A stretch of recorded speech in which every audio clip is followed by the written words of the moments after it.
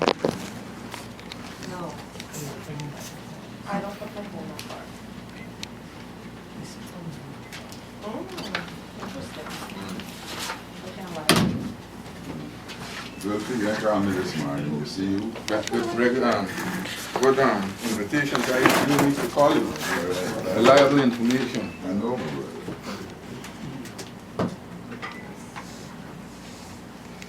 All right. Good morning, ladies and gentlemen. Welcome to the PPP Weekly Press Conference. With me, as usual, is our General Secretary. We will be reading two statements, after which we will be taking questions. Yes? Good morning, everyone. The first statement reads as follows. The People's Progressive Party denounces the decision by the Granger administration to bring an abrupt end to the revolutionary One Laptop for Family project initiated by the PPC while in office. The party also takes note of recent announcement by the Granger administration that the One Laptop for Family code was a waste of taxpayers' money and badly conceived, end of quote. The PPP wishes to remind that the One Laptop for Family project was initiated to support and foster Guyana's community and economic development within the revolutionary internationally recognized low-carbon development strategy. This program was conceptualized and implemented with the visionary aim of the PPC to bridge the information and telecommunication gap, not only between those on the coastline and the interior of Guyana, but also between Guyana and the rest of the rapidly advancing technological world. With a computer in the home, an enabling environment is created for parents and family members to become more involved in their children's schoolwork. It will enhance research and learning approaches in academia and general social studies, and is expected that the achievement gaps between children of the poor or working class parents and those apparently from high income brackets will be narrowed. The project was a critical component of the new frontier development path that will drive a new and more prosperous Guyana. 90,000 families, including the most vulnerable across the length and breadth of Guyana, were targeted to benefit from this program. Thus far, over 55,000 laptops have been distributed to eligible families. Another 10,000 laptops, valued at approximately US $8 million, were ordered by the PPC government just before leaving office.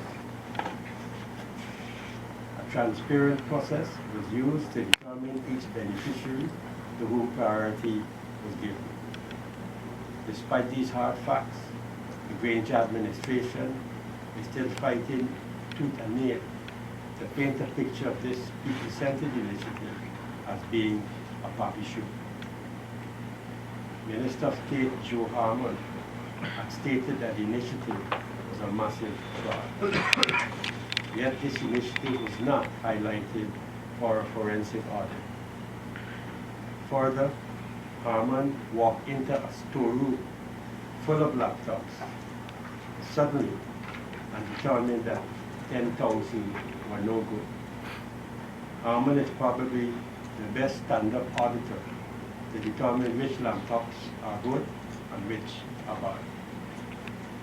These unsubstantiated declarations and unilateral moves by the Granger administration are deeply suspicious and conveys the impression that excuses are being made to secretly hand over laptops to friends and cronies of the APNU-AFC coalition.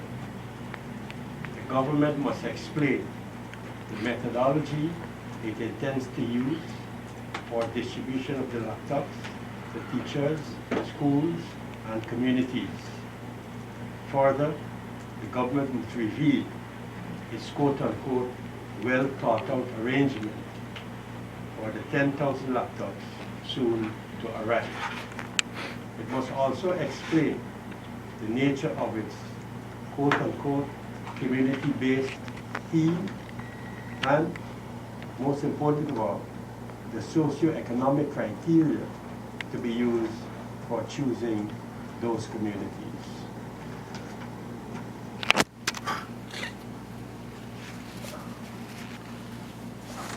The second statement reads as follows. The People's Progressive Party has noted that the Granger de facto government has announced appointment to a number of state boards. The announcement coincided with the 14th anniversary of the collapse of Globe Trust, an investment company limited. Clive Thomas has been named chairman of the Guyana Sugar Corporation Board. This is the same Clive Thomas who was chairman of the board of directors of Globe Trust at the time of its collapse as a result of bankruptcy. Again, it is Clive Thomas who heads the Commission of Inquiry into GuySuCo. It is ironic to note that as chairman of the board of directors of Globe Trust, Thomas presided over the collapse of a financial institution whose depositors and investors were primarily Afro-Guyanese. Thomas is described in sections of the media as a renowned, respected, and a distinguished columnist. Thomas has chalked up another peg in his CV. He is now the presidential advisor on sustainable development. Moreover, he heads the asset recovery unit at the office of the president. In the Sunday, July 19, 2015 edition of the Kaichunians, Thomas was featured as a special person. In an interview describing him as such, this is what he had to say. Quote, I am most passionate about justice and fair play. The inequities people have had to suffer really bother me. And sometimes I feel I'm not ordained by God or by nature, like poverty. I'm concerned about the eradication of corruption because it eats away at our society. End of quote. A high-sounding statement indeed, but placed in the context of a disastrous oversight and non-stellar performance as chairman of the board of Globe Trust, one does not have to wonder too much about the future of the sugar industry with Clive Thomas as chairman of GuySuCo. Globe Trust had opened its door for business in August 1991. The company recorded significant profits between December 94 and December 96. 5 years later, on July 17, 2001, Globe Trust closed its doors to the public, and later the same year, the Bank of Guyana took possession of the company. At the time of its collapse, Globe Trust had an estimated over 3,000 depositors. But by 2001, following a series of investigations by the Central Bank, Globe Trust was found in breach of the Financial Institutions Act. One liquidator followed the other, but the damage was so severe that the situation was irretrievable. Investigations revealed that several cases of unusual loans amounting to over 800 million and non-payments. Several debtors were hauled before the courts by the liquidator in a desperate attempt to retrieve huge outstanding loans owed to the company. Many of those placed before the courts were the very directors who owed over 100 million to Globe Trust. Several ignored the calls to repay, and only a tiny portion of monies owed were repaid. One former PNC member of parliament, now deceased, owed 44 million, enough to reimburse some 2,000 depositors. A law firm with close connections to the hierarchy of the PNC owed $19.5 million. A key decision maker on the board owed $35 million, while another director owed in excess of $20 million. Many of the former directors of Globe Trust are currently in the leadership of the ruling APNU-AFC coalition government. The closure of Globe Trust came like a thunderbolt to many of its depositors, who were Afro-Guyanese. So terrible was the shock and awe that one depositor who lost almost 4 million expressed his grief thus, quote, Globe Trust was like a minefield to the PNCR. Only a fool or one who is suicidal steps into a minefield unprotected. The PNCR was neither of the two, end of quote. As regards the cause for the collapse, the depositor went on to say, quote, it was a mosaic of greed, corruption, racism, backroom and club deals, and most alarming, the quest for political power using other people's money, end of quote. And because this particular depositor came out publicly against this terrible financial fiasco, the depositor revealed, quote, I was once told that if an Indo-Guyanese had suffered financial loss as a result of mismanagement by an Indian bank, he would have kept quiet and accepted his loss. And I, as a black man, I should have done the same, end of quote. David Hines should pontificate on this statement in his hindsight, since he has set himself up as the academic pontiff on such matters. And Henry Jeffrey should follow suit in his future notes. In a desperate attempt to return the company to viability, on July 25, 2002, the Chief Justice issued an order for the reorganization of Globe Trust. In his order, the Chief Justice said inter alia, quote, the directors of Globe Trust must be criticized for allowing this sorry episode in the institution's history by its failure to act decisively in the face of lax, loose, and grossly incompetent mismanagement, end of quote. Grossly incompetent management, oversight by the directors resulted in gross incompetence. This speaks volumes about Thomas's stewardship of Globe Trust. The first institution this renowned, distinguished, and respected economist was asked to oversee, and it is a glowing manifestation of what can be expected of his chairmanship of Gaisuku and his tenure as presidential advisor on sustainable development.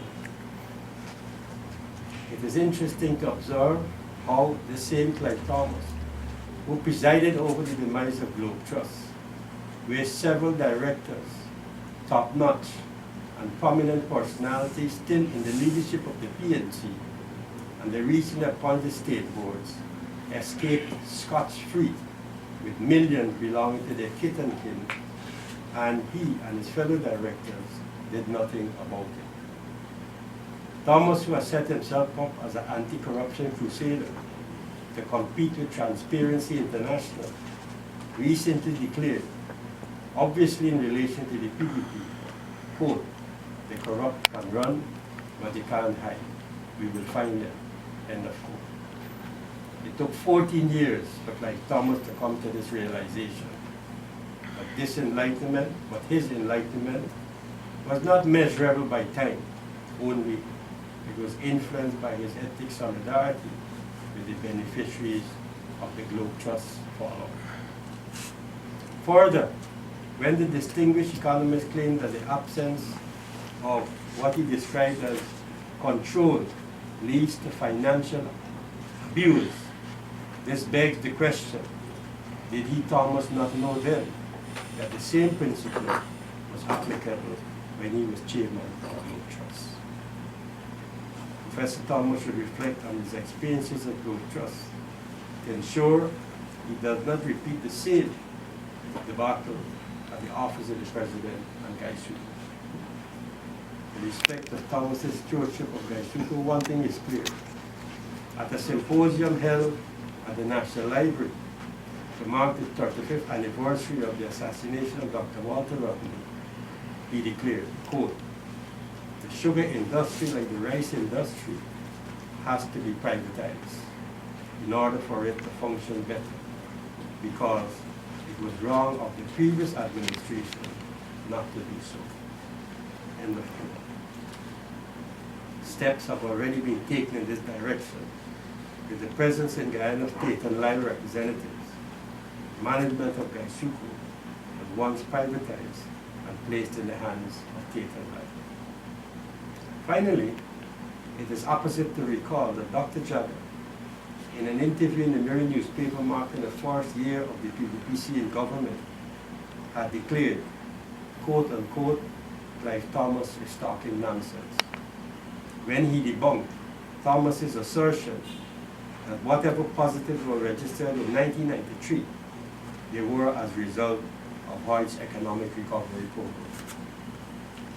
Dr. Jagan debunked Thomas's claim by emphasizing that it was by paying attention to the interests of the sugar workers and rice farmers that these industries can grow and rise above whatever the problem might be in these two sectors. Thank you.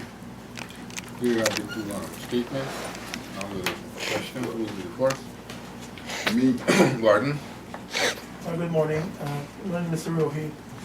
Sir, with regard to the Clive Thomas chairmanship of the Gaisuku board, are you comparing his past work with Globe Trust and the failure of that corporation as saying he may not be the best person to run Gaisuku? Yet on the PP Civic Administration, your government then took Gita Singh Knight, who oversaw the collapse of the Clico company, a much larger financial collapse, reached across the country more than this other company, Globe Trust. So do you think you can really make an argument in that light when the PP Civic Administration took the CEO of a company that collapsed and had financial problems and made her into one of your directors of the same Gaisuku? Well, you seem to be making out a case against us not making out a case against Clive I'm asking a Thomas. question. No, I'm saying that you seem to be making out a case for us not to make out a case against Clive Thomas in his respective stewardship of Globe Trust. I don't think Gita Knight was put as the chairman of Gaisuku. She was the CEO Well, I don't know if she was the chairman of the board. Clico. I don't know if she was the chairman of the board of Gaisuku. So I think you're mixing apples and oranges here. And in any case, Clico was a region-wide industry. So the problem that Clico was not only in relation to what happened in Guyana, but in many other CARICOM countries as well. Yeah, but the fact that you took her after that to make her a director of this same sugar company, that you believe the people running it and the people overseeing it ought to be clean, lean and clean when it comes to financial I don't management. think it's appropriate to make that comparative Why not? analysis, because you are seeking to disregard the case that we're making out and to link it with something else that suits the purpose of your journalistic, whatever you may want to write. So I'm not getting into that. No, how do you compare the two? I'm not comparing the two. All right. All right, let's move on. Adam. Sir, I want to go down the same road started by Gordon. On Thursday, Dr. Luncheon, when I pointed out to him that he was accusing APNO doing the same thing his party did. And he said, like a good Christian, the Old Testament had render not evil for evil and all kind of thing. In short, if we go back into the past, we are condemning ourselves to a whole lot of mess. Just move on. But you were doing just that. You're knocking this man for the collapse of thing.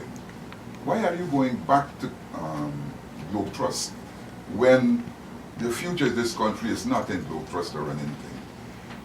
And at the same time, Donald Ramotar was a member of the Gaisuku board. I also had Gita Singh Knight here, as he talked about. They presided over the decline. Why are you not knocking them for being failures in the same way you're going after Clive Thomas? Number one, I wasn't here at Dr.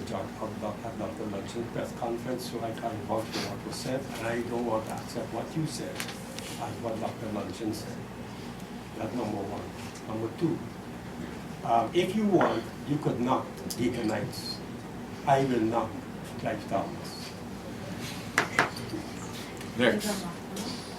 With regard to the one laptop program, sir, wasn't that program already scheduled to wind up this year? Last December, the one laptop per family program. Mm. Last December, while the PP Civic now in opposition is complaining about workers losing their jobs, last December, when you were in government, over 40 workers were sent home because the project was being wound down. So do you think you really have a case of saying it's winding up now when that was the plan all along, even under your government? It started off with 200 employees in 2011, and by December of last year, it was brought down to 62.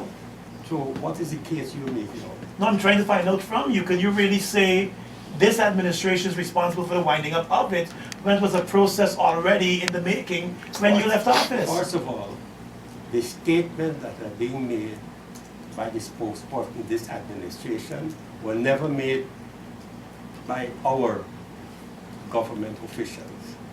We never said that one laptop per family is riddled with corruption. We never said there was a massive fraud.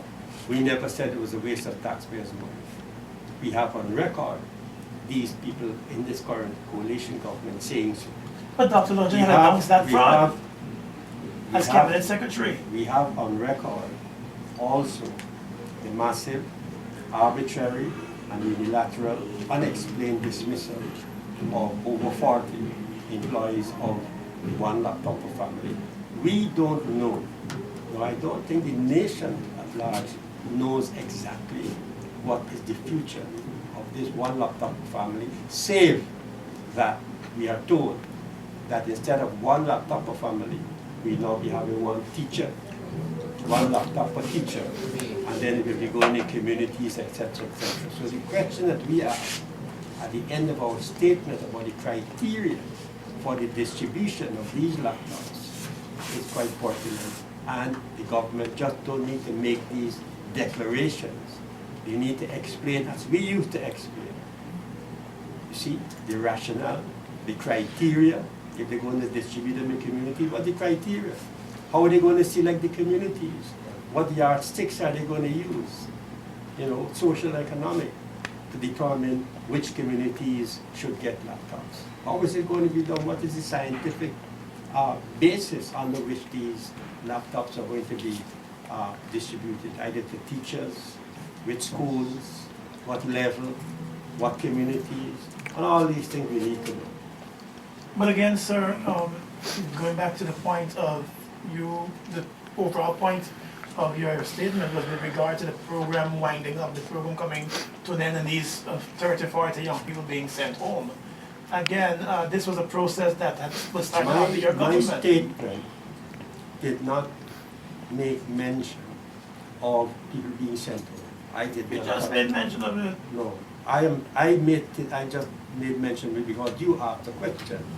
But if we could deal with the statement per se, this statement was fundamentally aimed at the government's decision to wind down the program and the rationale that they gave for the winding down of the program. If you can take it to your statement, Mr. Rohi, you referred to the One Laptop per Family program as revolutionary. Did the former administration carry out any qualitative or quantitative research to determine the impact this project had on society in terms of, you spoke of narrowing gaps?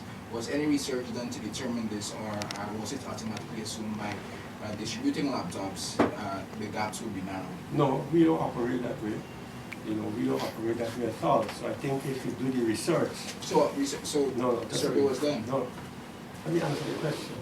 If you do the research, you will obviously find statements made by the government, particularly its spokesperson at the time, its chief spokesperson at the time, Dr. Luncheon, which would have dealt with the matter which you're seeking to get an answer to. All right, Pushpa. What, no, I just had one quick follow-up. Was the program supposed to end this year? Yes or no? I am not aware of that. You were not aware that after the I am not distribution of the aware. 90,000 laptops that the program was I coming just to an said end? I'm not aware of Okay, it. next. Sir, let me take you down the I road just that said I'm not aware of it. the 3-year program would have seen the distribution of 90,000 laptops.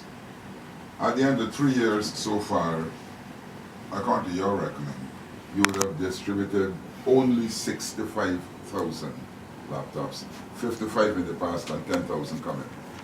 Is that a successful program, lagging so far behind schedule? Well, like I said, the success of a program may not necessarily be measured by the rate of implementation, because as you know, when you're dealing with distribution of laptops, it has to do with a whole range of matters. So the time many laptops arrive, the working out of the methodology for distribution and a whole range of things. So again, the success of the program will be seen in the records based on statements made in the past by Dr. London. Question based on the statements? Yeah, you said that based on statements made by the current administration indicates that preparations are being made to hand over laptops to friends, cronies, and etc. We suspect so. Does the opposition have any strong evidence, or is this just a perception or fact? Well, the fact that they haven't explained these things, how they will go about doing it, that's what leads to the suspicion. So you're assuming? I'm saying to you that based on what we've asked here, we don't have answer to these things. Let them provide the answer to these questions we've asked, and then those doubts and suspicions will be removed. So you're saying that in the absence of such an explanation, Don't worry what I'm All right, saying. let's move on. I'm not finished asking the question if it's not a problem. No, I You're don't saying like that- this thing of so you say. What I said is what I said. No, you're giving one alternative. What I'm asking is that in the absence of an explanation by the current administration, is that the only option, or is that this the option that the opposition feels more comfortable with? No,